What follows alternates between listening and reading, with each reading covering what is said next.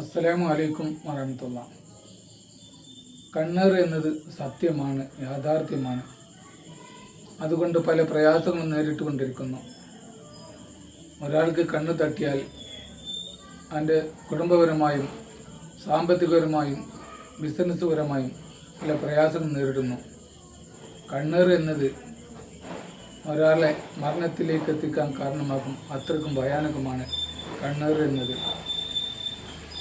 ഇനി ഒരാൾക്ക് കണ്ണേറ് ബാധിച്ചു, അത് ഏറ്റിട്ടുണ്ടെന്ന് ബോധ്യപ്പെട്ടാൽ അതിൽ നിന്ന് സലാമത്ത് കിട്ടാൻ വേണ്ടി ഓരോ ഫർള് നിസ്കാരത്തിന് ശേഷവും സൂറത്തുൽ ഫാത്തിഹ 11 പ്രാവശ്യവും സൂറത്തുൽ ഹുമസ വൈലില്ലിക്കുൽ ഹുമസ എന്ന് തുടങ്ങുന്ന സൂറത്ത് 11 പ്രാവശ്യം ഓതി അവൻ്റെ നെഞ്ചിലേക്ക് ഊതുക. ഇങ്ങനെ തുടർച്ചയായി 21 ദിവസം ഓതിയാൽ ഇൻഷാ അല്ലാഹ് ഏത് രൂപത്തിലുള്ള കണ്ണേറാണെങ്കിലും അതിൽ നിന്ന് സലാമത്ത് കിട്ടുന്നതാണ്.